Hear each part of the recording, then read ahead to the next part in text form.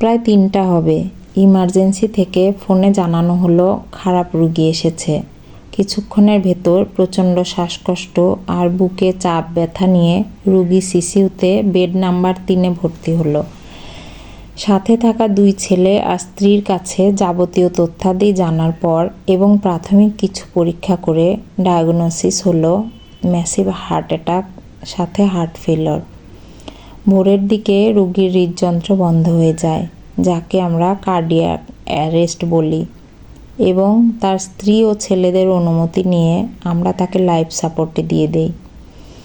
রোগীটি প্রায় 4 দিন লাইফ সাপোর্টে ছিল এবং এই কদিন আমি ছেলে দুটোকে অল্প বিস্তর আসা যাওয়া করতে দেখলেও স্ত্রীটিকে কখনোই একবারের জন্য অনুপস্থিত হতে দেখিনি। তিনি ঠায় দাঁড়িয়ে থাকতেন সিসিউয়ের গেটের বাইরে, আর ভিজিটিং আওয়ার হলে সবার আগে এসে স্বামীর বেডের কাছে চুপ করে দাঁড়িয়ে থাকতেন। কখনো দেখতাম হাতে দোয়ার বই নিয়ে বিড়বিড় করে দোয়া পড়ছেন, কখনো বা হাতে তসবি। 4 দিন পর রুগীকে লাইফ সাপোর্ট থেকে বের করে আনা গেল, আর সেদিনই ঘটল ঘটনাটি। রুগীর স্ত্রী এবার সিসিউতে ভর্তি হলেন হার্ট ফেলিওর নিয়ে। ছেলে দুটো আমাদের জানালো যে তার বাবার এর আগে কখনো কার্ডিয়াক সমস্যা ছিল না, এবারই প্রথম। তবে মায়ের কার্ডিয়াক সমস্যা আছে, আর এই কদিনের অনিয়মে তার আজ এই অবস্থা। আমরা স্ত্রী রুগীটিকে 5 নাম্বার বেডে দিলাম। স্বামী এবং স্ত্রী দুজনের মাঝখানে ছিল 4 নাম্বার বেডটি। 3 নাম্বার বেডে শুয়ে থাকা পুরুষ রুগীটি কিন্তু তখনও জানতেন না যে পাশের 1 বেড পরেই তার প্রিয়তমা স্ত্রী আছেন, কারণ ছেলেদের বারণ ছিল যেন আমরা তাদের বাবাকে মায়ের অসুস্থতার কথা না জানাই। এভাবে প্রায় 2 দিন চিকিৎসা পাওয়া অবস্থাতেই স্ত্রী রুগীটি কিডনি এবং ব্রেনের সমস্যা দেখা দেয়, যার কারণে তার সিভিয়ার রেস্টলেসনেস শুরু হয় এবং প্রায়ই সারাদিনই চিৎকার করত। তার নাম ধরে ডাকাডাকি করতে থাকত।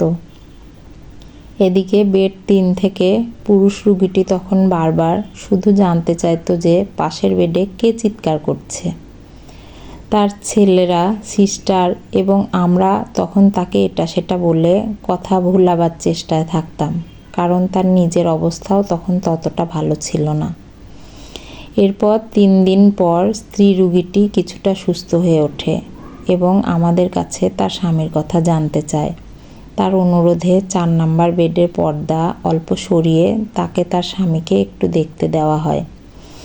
এই ঘটনায় আমাদের কাছে ছিল অভিনব এবং আমরা তাদের ছেলেদের কাছে জানতে পারি তাদের বাবা মায়ের অসম্ভব ভালোবাসার কথা। এই 2 রুগী আমাদের কাছে চিহ্নিত হয়ে যায় লাভ বার্ড হিসেবে। স্ত্রী রুগীটি জানতো যে তার স্বামী পাশে আছে, আর পুরুষ রুগীটি বারবার ছেলেদের কাছে জানতে চাইতো তাদের মা আসছে না কেন। মাঝখানে নাইট ডিউটি পড়ায় আমার 2 দিন অফ পড়ে যায়। পরের দিন সিসিউতে এসে ফলো আপ দিতে দিতে আমি 5 নাম্বার বেডের কাছে গিয়ে দেখলাম বেড ফাঁকা। আমি খুশি হলাম ভেবে হয়তো পেশেন্ট ওয়ার্ডে শিফট হয়ে গেছে। হঠাৎ আমার চোখ হ্যান্ডওভার খাতার বেড 5-এর ঘরে আটকে যায়। সেখানে লেখা নামটি একটানে কেটে পাশে বড় বড় অক্ষরে লেখা এক্সপায়ার্ড অ্যাট 3:30 AM। ধাক্কা খেলাম একটা, মন অসম্ভব খারাপ হয়ে গেল। আস্তে আস্তে বেড 3-এর কাছে গেলাম। দেখলাম বড় ছেলেটি বাবার মাথায় হাত বুলিয়ে দিচ্ছে, আর তাকে কবে বাসায় নিয়ে যাবে তা সান্ত্বনা সুরে বলছে। হতভাগ্য লোকটি তখনও জানে না যে করুণ একটা মর্মস্পর্শী গল্প গাথা হয়ে গেছে তার আড়ালে। কেউ অপেক্ষা করে নেই আর সিসিউয়ের বাইরে হাতে দোয়ার বই নিয়ে। বাস্তবতা গল্পকে হারিয়ে দিতে পারে, এই অভিজ্ঞতা তার করুণ প্রমাণ নিয়ে আমার মনে গেঁথে আছে আজও কষ্টের স্মৃতি হয়ে। কলমে ডক্টর মিম, কণ্ঠে লাবণী সাহা।